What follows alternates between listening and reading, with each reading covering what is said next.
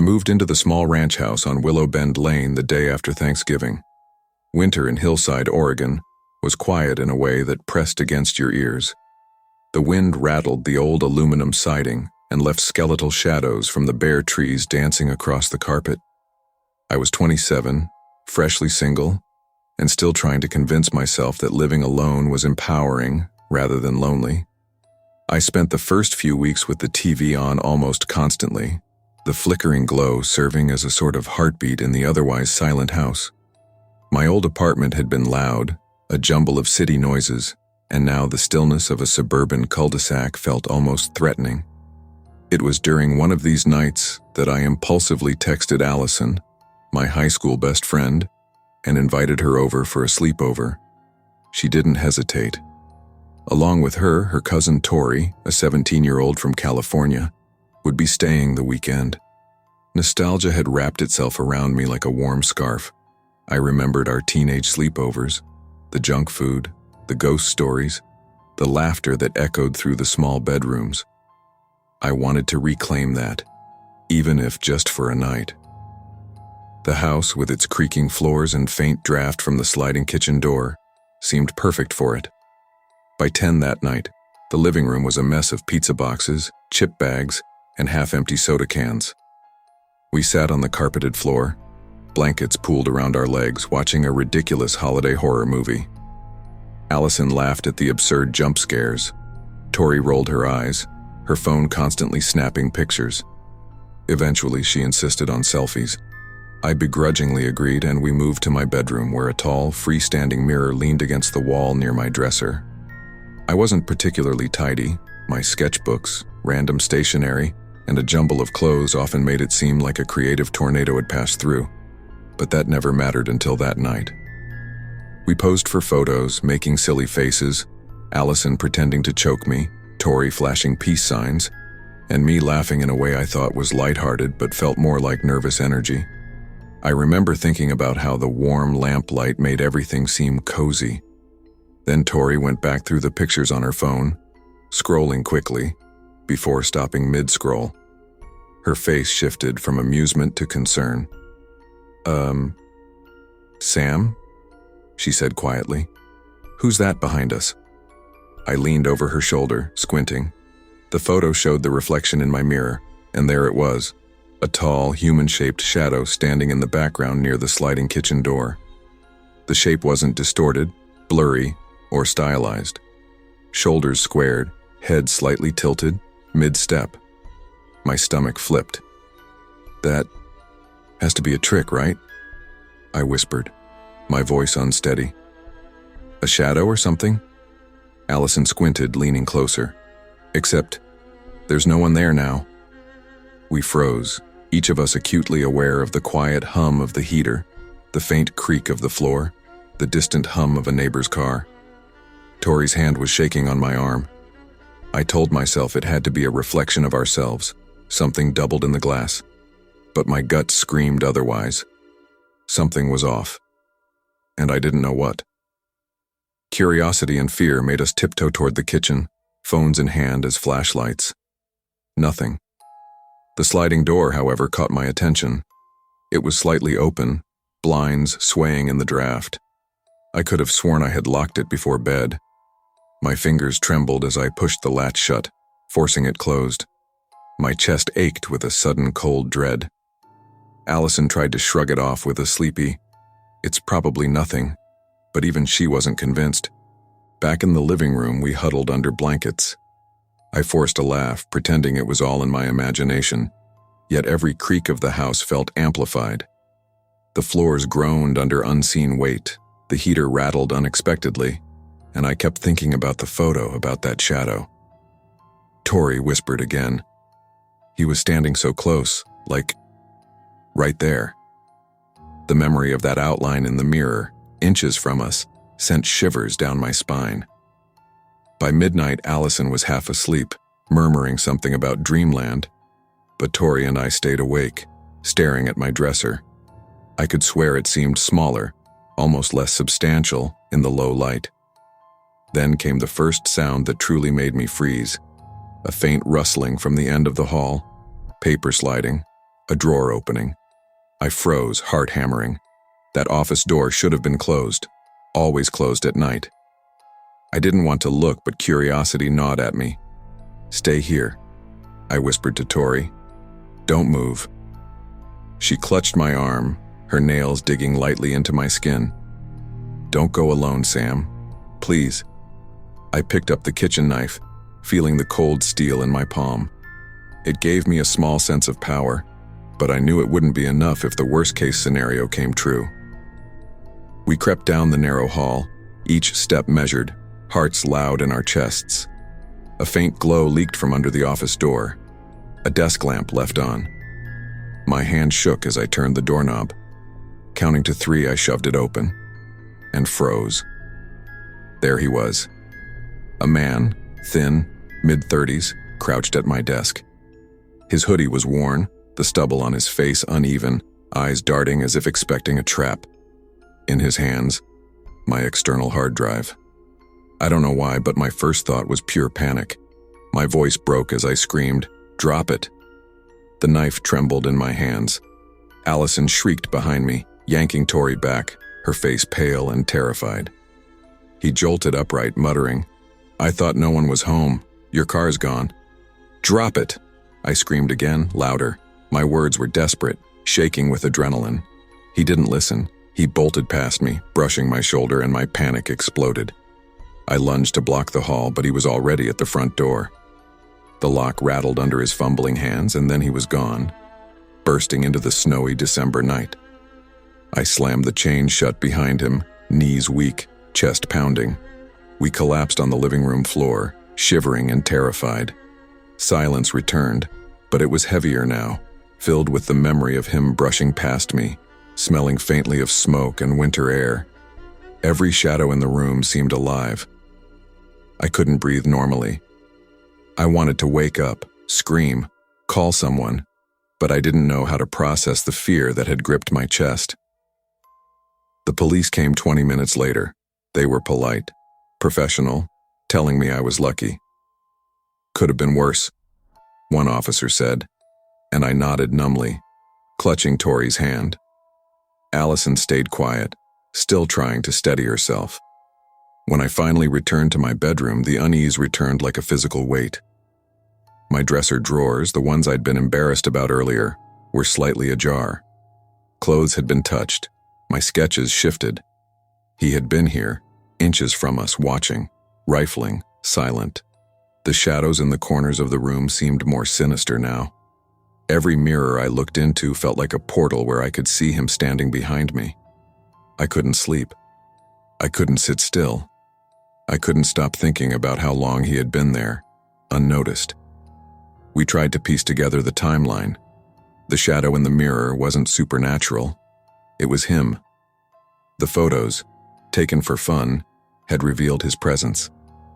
The idea that our laughter, our innocent selfies had been observed in real time made me physically ill. I could still feel the weight of his gaze on my shoulders, even when I was alone. Nights were the hardest. Every creak, every wind gust, every flicker of light reminded me of him. The safety of home had been violated in the most intimate way. Weeks passed. I couldn't stay. I broke my lease 2 weeks later, packing my belongings into boxes that felt heavier than usual. I moved into a smaller apartment, safer, with better locks and alarms. But moving didn't erase the images, didn't erase the memory of the fear. Mirrors became objects of dread.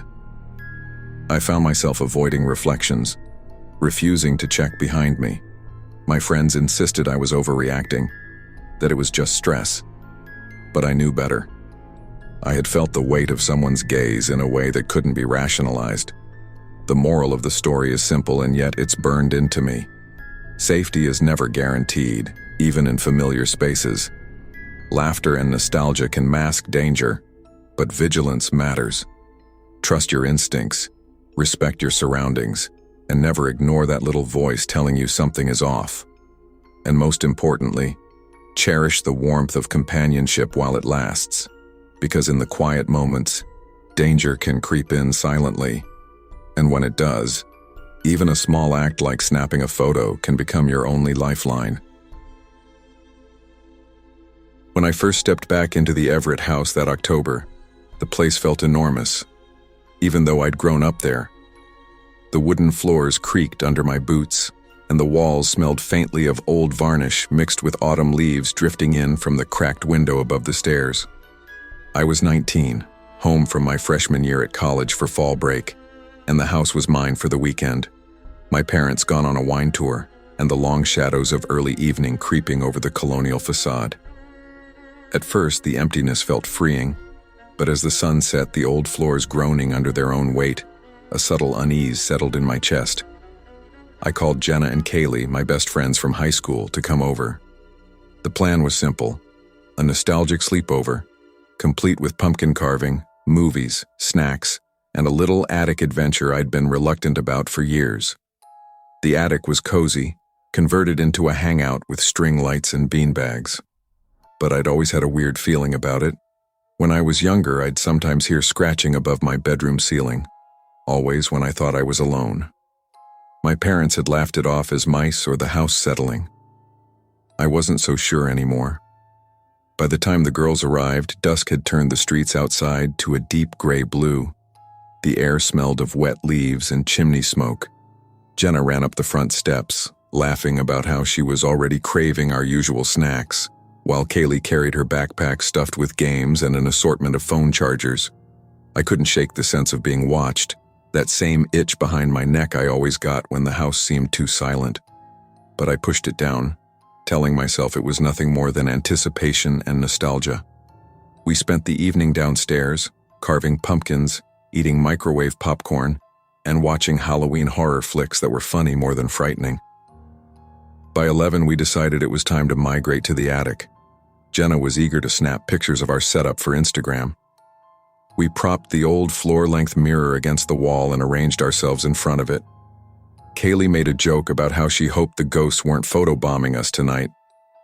I laughed a little too nervously. We posed, snap after snap, laughing at our reflections. Then Kaylee leaned in and froze, scrolling through the photos. "Wait, don't freak out," she whispered, voice tight. "But there's a fourth person in this one." I blinked. The mirror reflected a figure standing in the corner, near the rocking chair, a man. Gaunt, hollow-eyed, motionless, almost invisible against the shadows. My stomach sank. That has to be some reflection glitch," I stammered, trying to convince myself. Jenna whispered, "Then why does it look like he's staring right at you?" We whipped around. The rocking chair was empty. Silence wrapped around us, thick and suffocating. That was when I realized the attic had changed its atmosphere. The playful, warm glow of the string lights felt colder, and every shadow seemed to thicken, stretching longer toward us. Something wasn't right. I wanted to go downstairs, but the attic door, which I was sure I had closed, was now cracked open. My pulse quickened. I forced myself to laugh, a thin, shaky sound. "It's nothing," I told them. Jenna and Kaylee exchanged uneasy glances but didn't argue. We stepped down slowly, the old wooden stairs groaning under our weight. Once in the living room, we piled blankets on the couch and tried to distract ourselves with movies. But I kept catching them glancing at the attic staircase, and I couldn't shake the creeping feeling that eyes were on us from above. Around 1 in the morning, while we were half watching a cheesy horror film, a faint creak echoed from above. Then another. Slow, deliberate steps. My breath hitched. Jenna sat upright, her face pale. "He's up there," she whispered. My hands went clammy. I wasn't sure who he was yet, but the air was suddenly suffocating, every shadow sharper, every sound amplified. Kaylee's phone flashlight trembled in her grip as she fumbled to turn it on. We didn't speak. We just moved toward the staircase, hearts hammering. I grabbed the old fireplace poker for some semblance of defense. My hands shook. It felt absurdly inadequate, but it was all I had. The door at the top of the stairs was wide open now, the mirror catching our terrified reflections. From the far corner came the sound of fabric rustling. A figure crouched low behind the rocking chair. Same hollow eyes, gaunt face, crouched, breathing shallow but steady. I froze. He looked at me and snarled, "I didn't touch you," and bolted past us, knocking Jenna nearly down the stairs. We screamed, chasing him through the hall, adrenaline fueling us. My dad's watch was clutched in his hand and one of my mother's earrings glinted in the dim light. He ran toward the back staircase. My pulse was deafening. We barely managed to slam the front door behind him as he disappeared into the shadows outside. Police arrived minutes later. They were polite, professional, checking the house, making notes. There were pry marks on the basement window.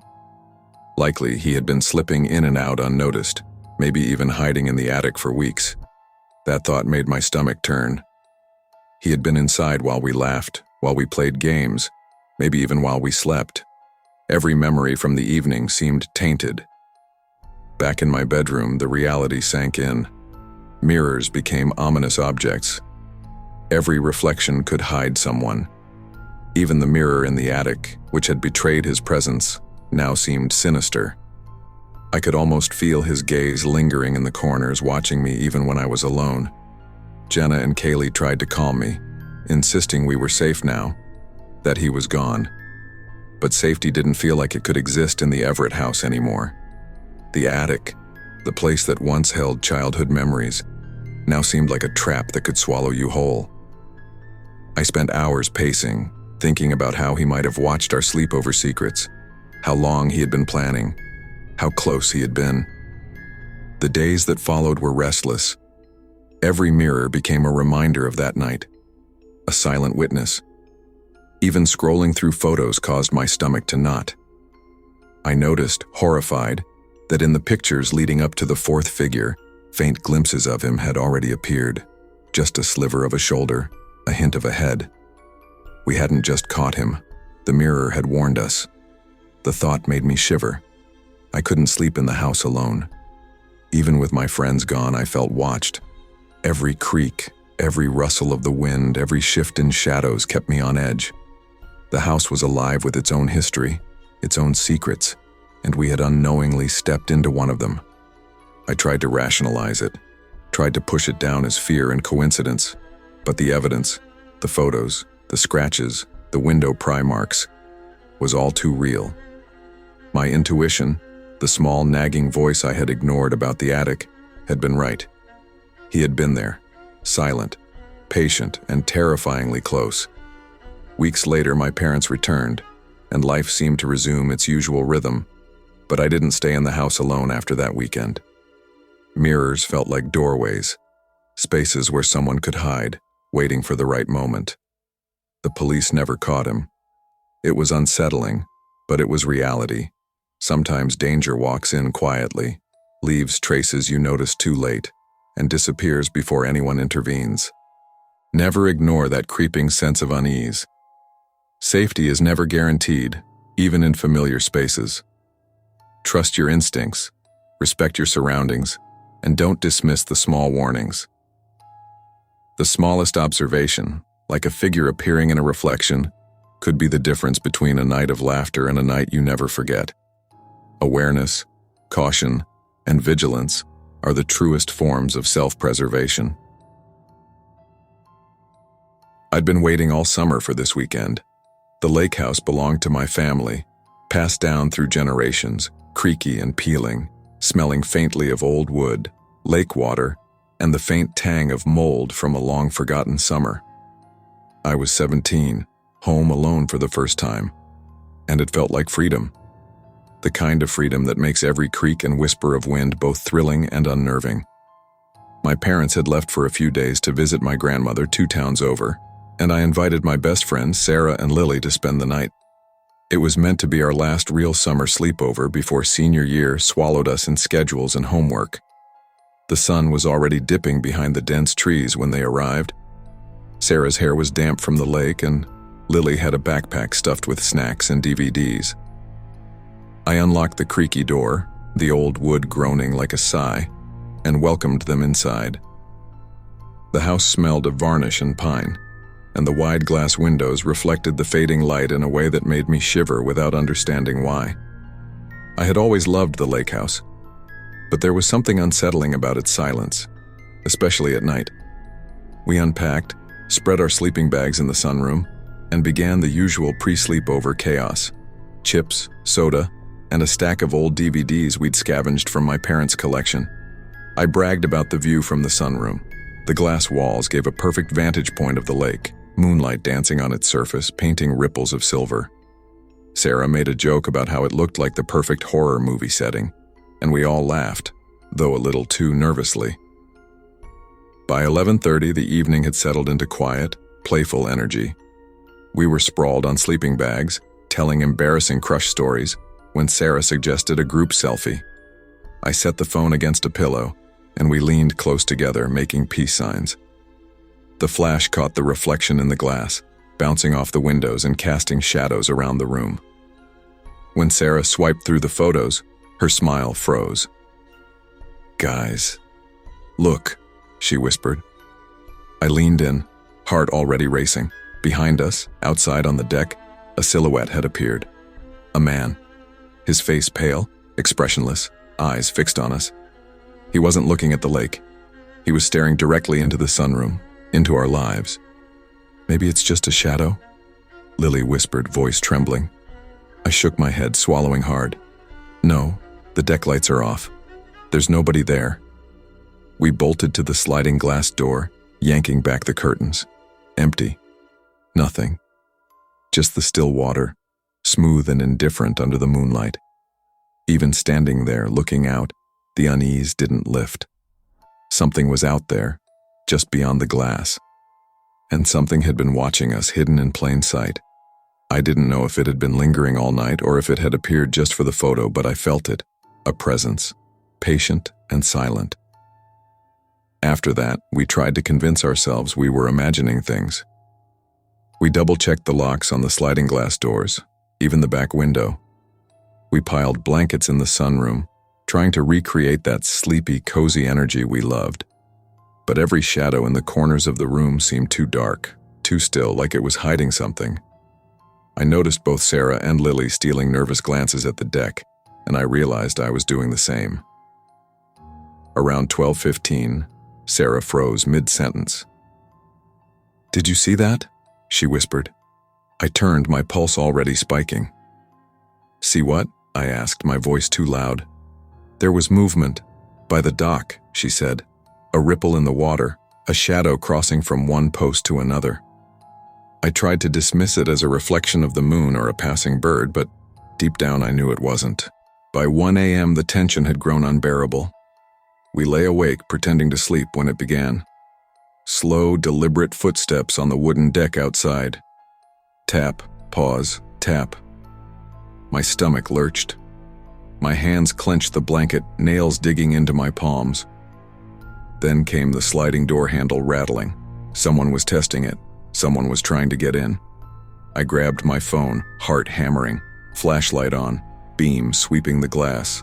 And there he was, pale-faced, dripping like he had just emerged from the lake itself, pressing his hand against the glass. His eyes were wide, unblinking. My throat went dry. Before I could scream, he darted sideways, vanishing behind the corner of the house. We scrambled into my parents' bedroom, slamming the door, hearts racing so hard I thought they'd break our ribs.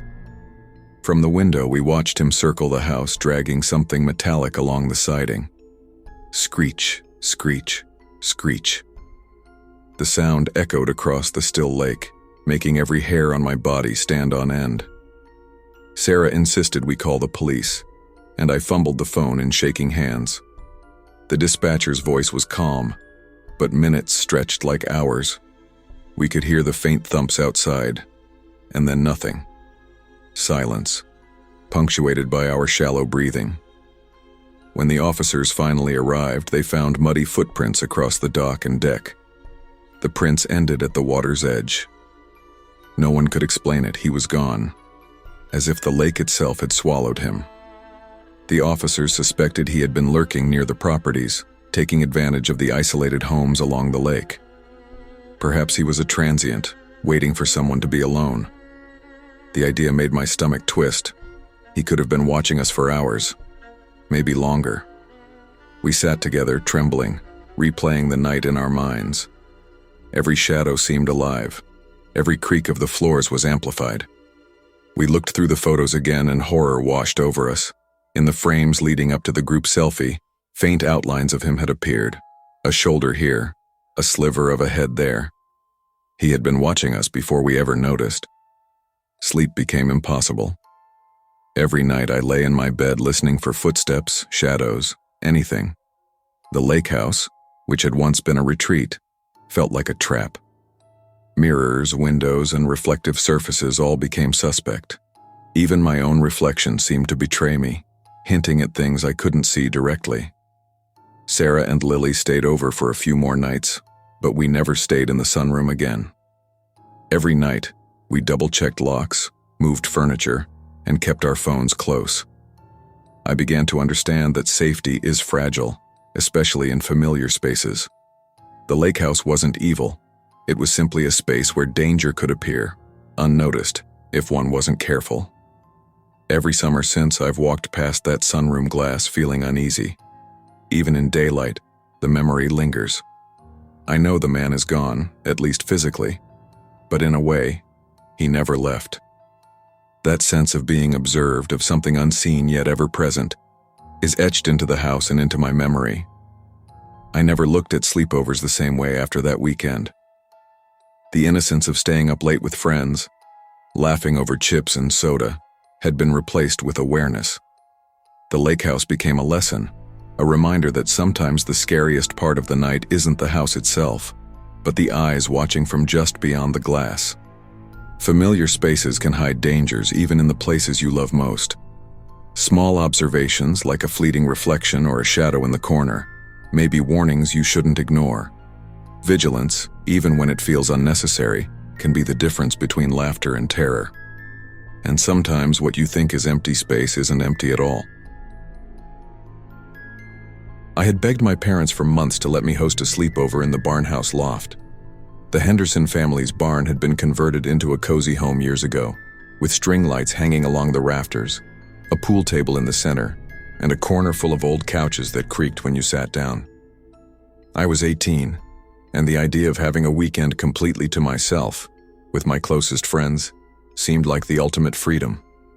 My parents finally relented, though they insisted we stay safe.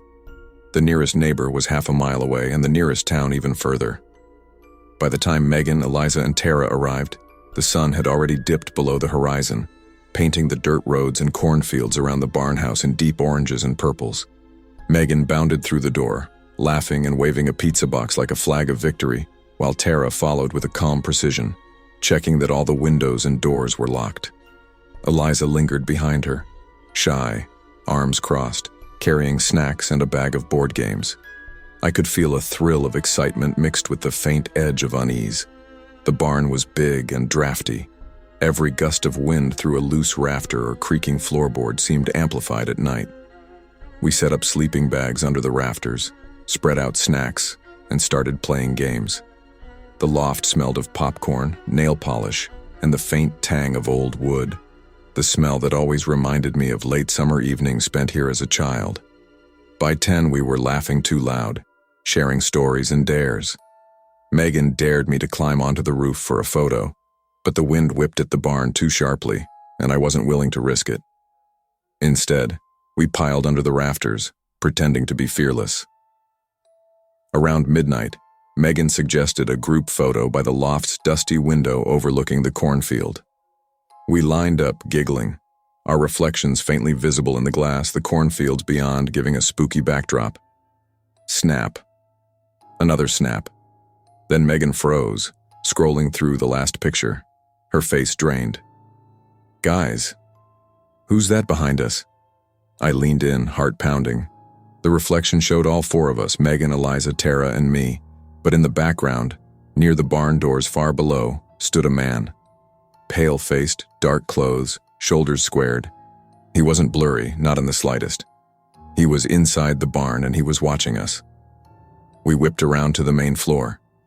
Empty, no doors open, No shadows moving. My stomach dropped. "It's probably a trick of the light," I muttered, though my voice trembled. Eliza's whisper came back, shaky. "Then why is he facing us?" From that moment, the air in the barn shifted. Shadows seemed darker, the creaks of the loft louder, each one punctuating the tension building in my chest. Something had changed. Something was down there, somewhere we couldn't see, but close enough to make the floorboards feel like they were vibrating under our feet. The three of us tried to convince ourselves it was nothing. Dust, reflections, a trick of the camera lens, but the creaking wood, the shifting shadows, made the excuse feel hollow. Around 12:45, the wind picked up, howling through the rafters. That's when we heard it. Slow, deliberate footsteps on the floor below. Step. Pause.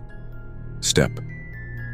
Megan leaned over the loft railing, phone flashlight in hand, sweeping the floor below. Empty.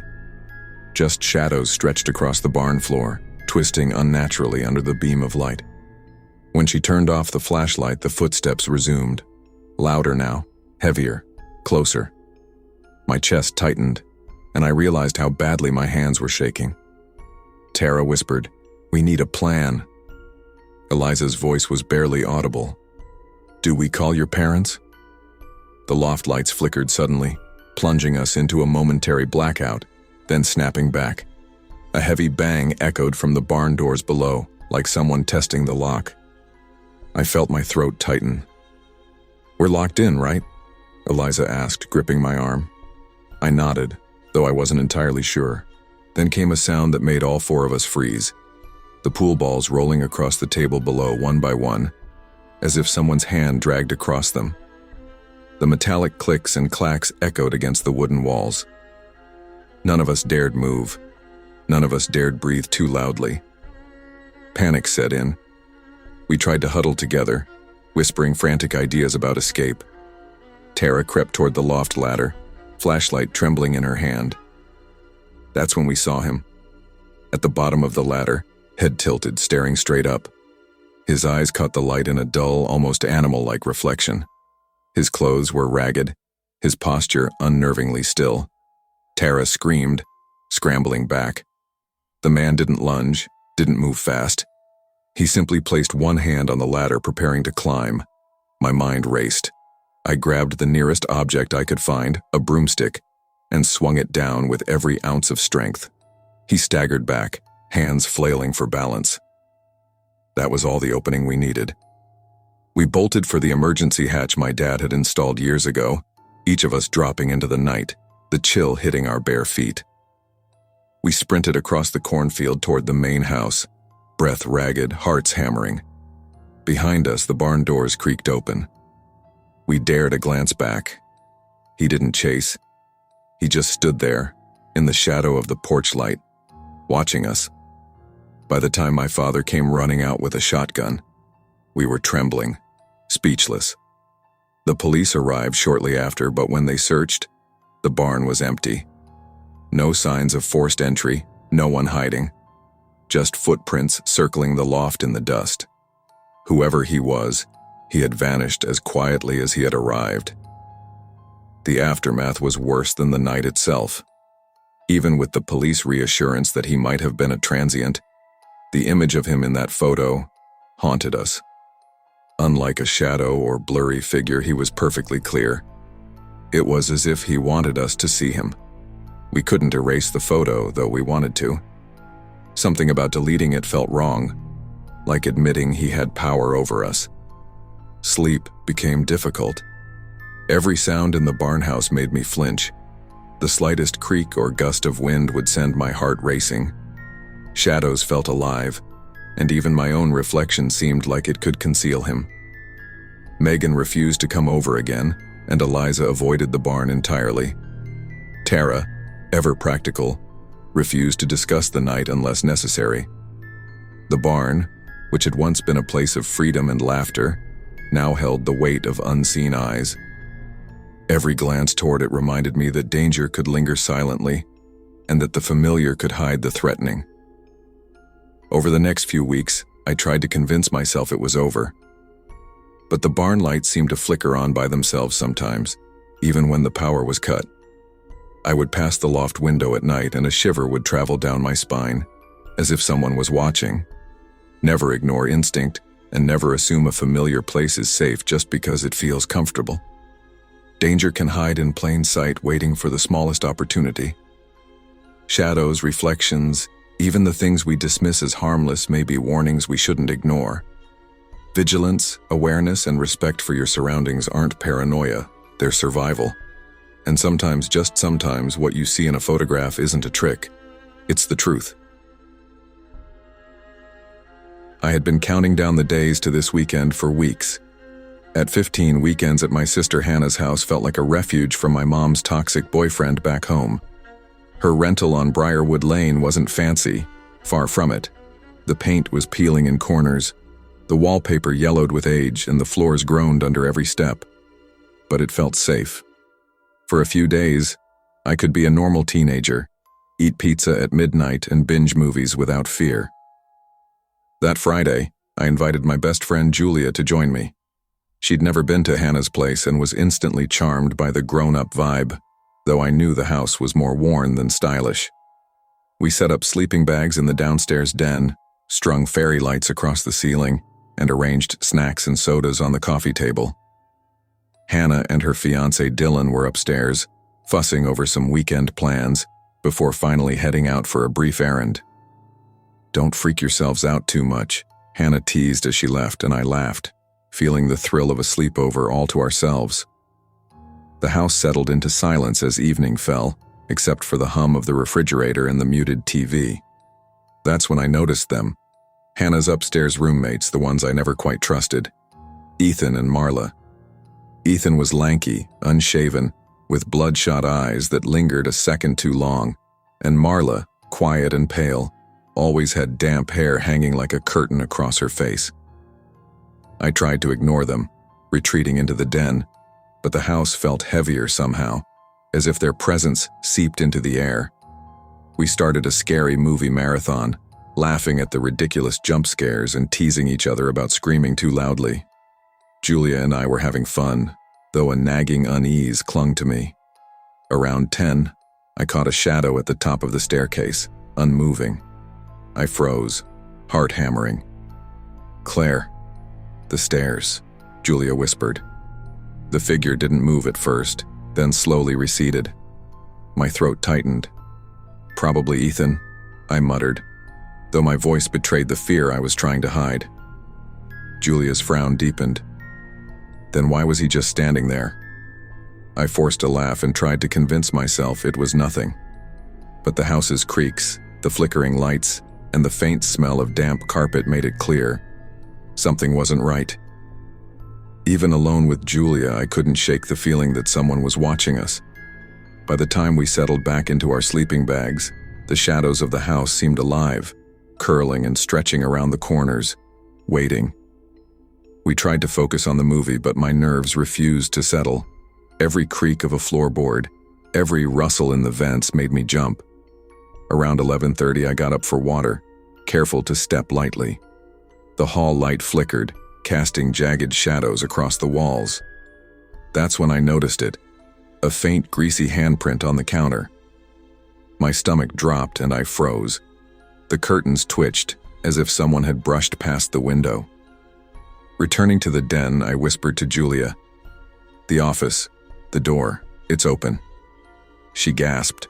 Hannah always kept it locked, storing bills, important files, and personal items. My heart raced as I approached it. The door hung slightly ajar, shadows spilling from inside. I pushed it open just enough to peek. The scene inside made me gasp. A chair had been dragged closer to the closet, and one of my shirts from my overnight bag lay neatly folded on the desk. My blood ran cold. Julia hissed, "Claire, someone went through your stuff." The realization hit like ice. Someone had been in this house while we were laughing, while we felt safe. I wanted to scream, but my voice caught in my throat. Fear pulsed through me, sharp and insistent. The house no longer felt familiar. It had become a trap. Every floorboard, Every whisper of wind against the windows seemed amplified. I could hear the faint hum of electricity, the distant creaks of upstairs footsteps. Or were they just my imagination? Julia gripped my hand, her nails digging into my skin. "We need to figure out what to do," she whispered. "We can't stay here." I nodded, swallowing hard. The idea of running crossed my mind, but where would we go? Out the front door? Across the street, the thick tree line cast shadows as if hiding something just beyond our sight. I tried to focus on breathing, slow and steady. But every instinct screamed, this wasn't imagination. This wasn't a prank. Someone had been watching us, following us, and they could still be here. We decided to move upstairs to check on the situation, hearts hammering in unison. Every step we took creaked ominously. Halfway up the stairs, I froze. A faint, deliberate creak echoed from above. Then another, slow, intentional. Julia's hand gripped mine, trembling. "That's not Dylan," she whispered. My stomach twisted. A soft, drip, drip, drip sound drew our attention to the bathroom. My pulse spiked. Inside, the tub was half full of water, cloudy and cold. Strands of black hair lay across the edge. Marla's hair. She didn't use this bathroom. Someone had been occupying our space. My throat tightened. Every shadow seemed to stretch closer, every flicker of light a potential threat. We backed away, whispering frantic plans. The safe, familiar den downstairs had been invaded. The people we thought we could trust, the space we had claimed as ours, no longer belonged to us. I felt trapped, a prisoner in my sister's house. Panic coiled in my chest like a live wire. A floorboard groaned behind us. I spun around. Ethan emerged in the hallway, shadowed, blocking the entrance. His eyes flickered over the sleeping bags, then toward the shirt in the office. "You girls should be in bed," he muttered, voice scratchy and unnatural. Marla appeared behind him, barefoot, dripping water onto the carpet. Her head tilted unnaturally, glassy eyes fixed on me. Julia gasped, "Claire, we need to run." My heart pounded as we bolted toward the window. Ethan moved, blocking the path, but we didn't stop. The window frame scraped against our shoulders as we climbed out. Grass pressed cold and wet under our bare feet. Behind us, the doorknob rattled violently. Ethan's muffled voice growled, "Don't run." I forced myself not to look back. Every step took us further from the house and deeper into fear, but also towards survival. We reached Hannah's car and blared the horn, screaming for her. She and Dylan rushed out, panic written across their faces. By the time they went back inside, Ethan and Marla's room was empty, clothes gone, bed stripped. They had vanished. Police found my missing clothes in Ethan's closet, Marla's journal filled with scrawled lines about purity and watching, and footage from Dylan's security camera of Marla silently observing us for 20 minutes nights before. Even now, years later, I avoid sleepovers. Every creak of a hallway floorboard, every shadow at the top of the stairs, triggers the memory. Places you trust aren't always safe. People you think are harmless may have hidden intentions. Vigilance is survival. Some memories can't be erased, and some warnings can't be ignored. We survived that night, but the lesson stayed etched into every step I take. I had been dreaming about this weekend for weeks. At 16, hosting my first real sleepover felt like a rite of passage, especially with my parents out of town for a cabin trip. They trusted me with the house for one night, a decision I'd begged for relentlessly. I invited my 3 closest friends, Elena, responsible and level-headed, Tori, the class clown, and Brianna, shy but always eager to be included. Our plan was simple: bad horror movies, snacks, and staying up past midnight laughing until our sides hurt. My house was an older rental on the edge of campus, a narrow brick townhouse with that faint, lingering smell of old wood and carpet. It shared a wall with another unit, which always felt strange because none of us had ever actually met the tenant. My mom had mentioned the neighbor was an older woman, quiet and private, who rarely left her apartment. That thought had never bothered me, until now. The evening started as expected. We scattered bags of chips and sodas across the coffee table, curled up with blankets, and streamed a series of hilariously awful horror films on my laptop. Laughter filled the room, punctuated by shrieks when jump scares hit. Brianna painted her nails while Elena kept warning Tori to stop spilling soda on the floor. Everything felt perfect, normal, safe. By midnight, though, the atmosphere shifted. The laughter faded, replaced by the low hum of the refrigerator and the occasional creak of the old floors. I got up to refill the popcorn bowl, careful not to spill. That's when I noticed the back hallway light was already on. The bulb flickered faintly, casting jagged shadows along the walls. And at the far end of the hallway stood a figure. She was older, probably in her late 50s, gray hair limp and uneven, and she just stared. No blink, no movement, just standing there, unmoving, eyes locked on me. My chest tightened. I froze, the bowl pressed against my chest. Hi? I managed, my voice barely above a whisper. The woman tilted her head slightly but said nothing.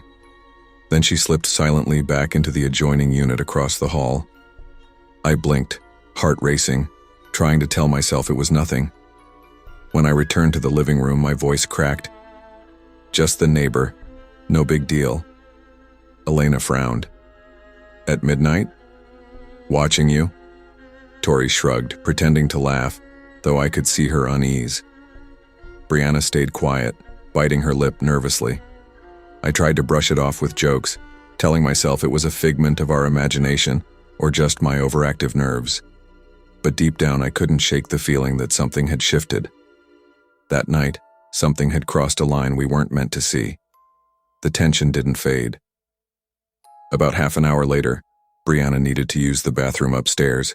She returned pale, whispering. She was standing halfway up the stairs, just watching. My stomach sank. I had thought it was over, that the strange figure disappearing into her unit had been the end. But now, the possibility that she was roaming the halls, silently observing, made every floorboard groan and every shadow seem threatening. We huddled in the living room, trying to distract ourselves with another movie, but the humor had vanished. Tori checked the back door around 1 a.m. It rattled slightly in her hand. It's locked, she said firmly, but when I peeked, something made my heart stop. A small house key lay on the mat outside, definitely not ours. My mind spun. How had she gotten in? Was she planning something? Were we even safe in the house? I swallowed hard, fighting the rising panic, and told myself to stay calm. We'll just stick together, I whispered. No one goes anywhere alone. Elena nodded, her brows furrowed in concern, while Tori attempted a shaky joke. Great, a live horror movie. Who wants popcorn? Brianna didn't respond. By 2 a.m., exhaustion and fear had replaced excitement. None of us were sleeping. We debated calling my parents, but we didn't want to wake them unnecessarily and risk them thinking we were overreacting. Then came the faint sound of scraping from my bedroom upstairs, like furniture being dragged. Maybe it's the storm shifting the house, Elena suggested, trying to sound rational. I whispered, What storm? There was no wind, no storm. The hallway was silent, except for that soft, methodical scrape. We exchanged terrified looks. Tori, trying to prove she was brave, grabbed a flashlight. I'll go see. I'll show you it's nothing, she said.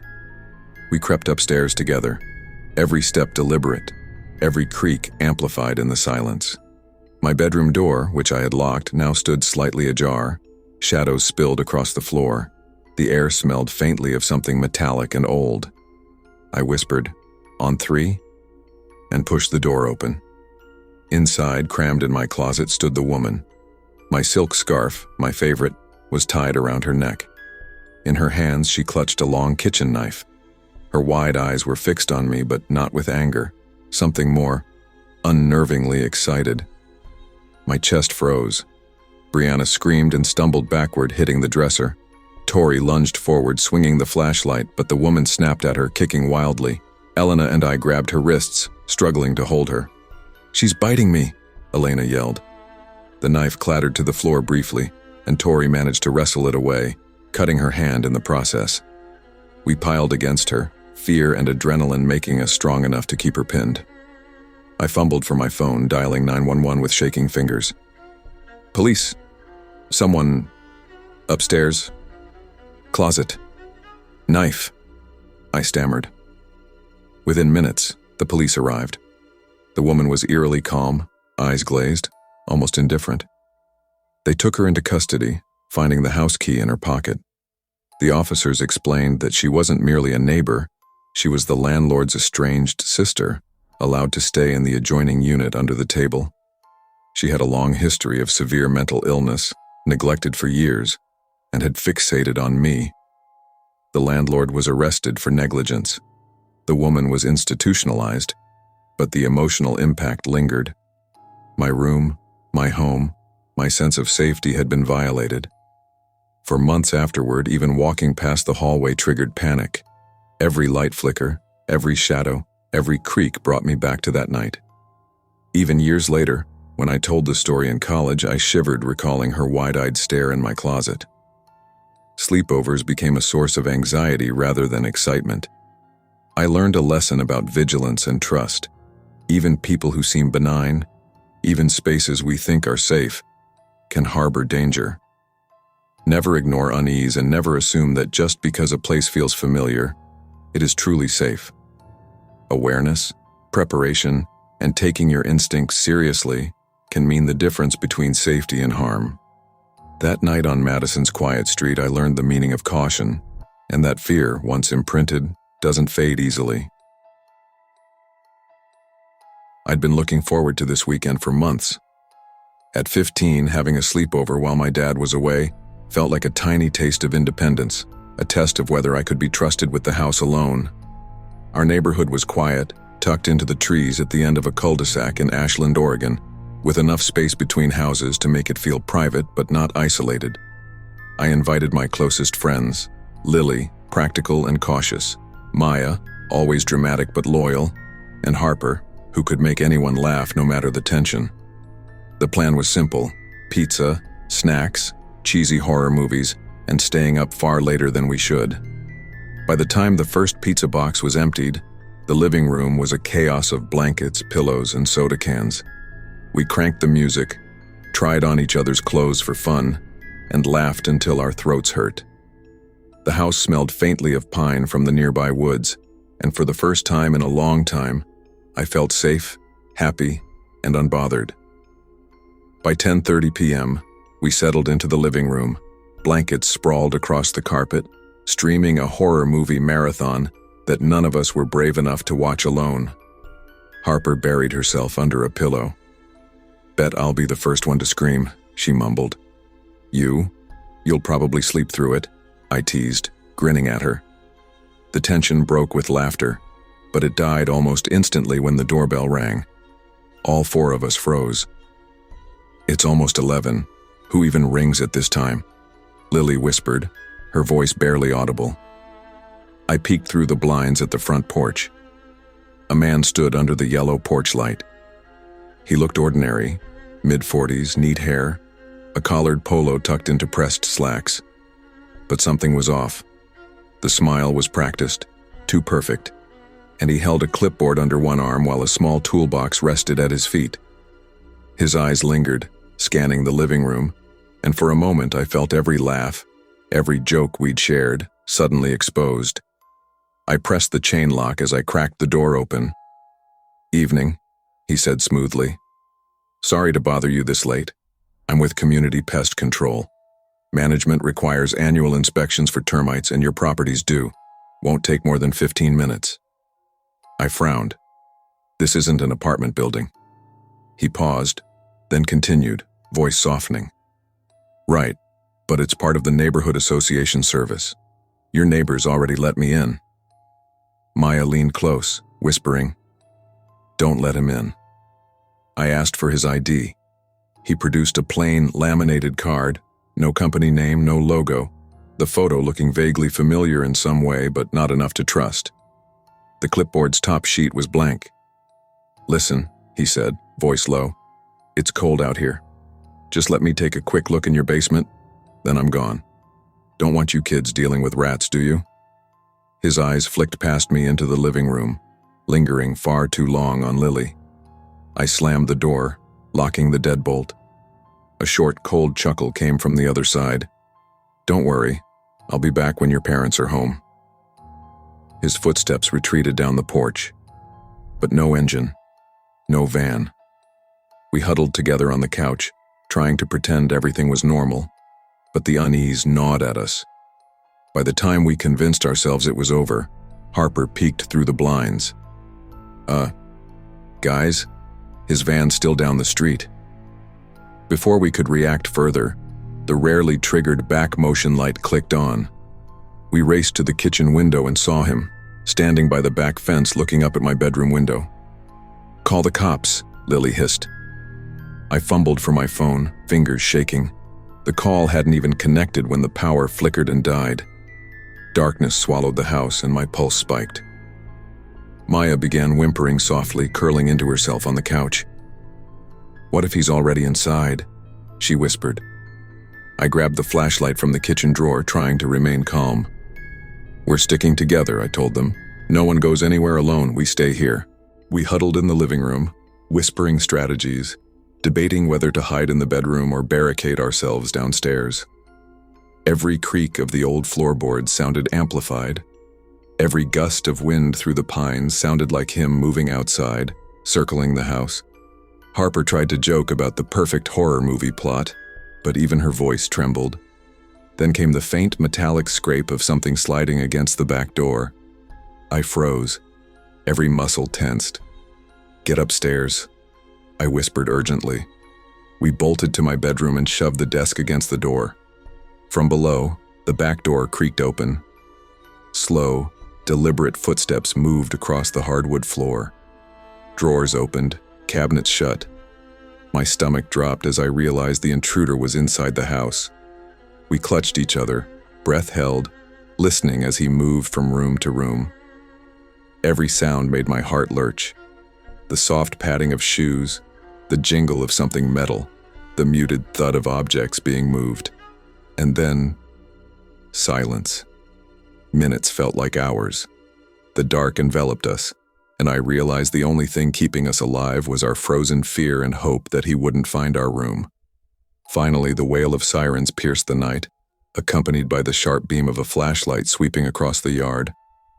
My fingers shook as I lowered my phone. We could hear officers calling out, moving through the house. After what felt like an eternity, an officer emerged, holding the man by the arm. He had been hiding in the hall closet, clutching duct tape, zip ties, and a small knife.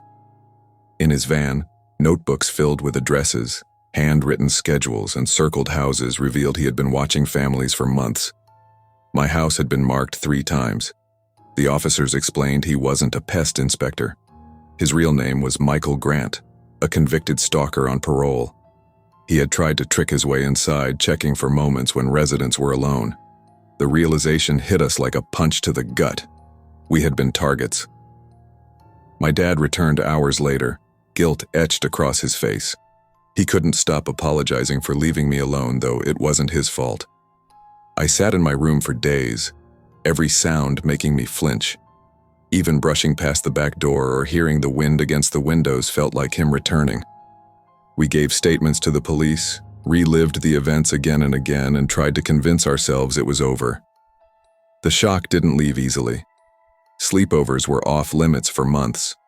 Every time I closed my eyes, I pictured him standing in the darkness, clipboard in hand, smiling too wide.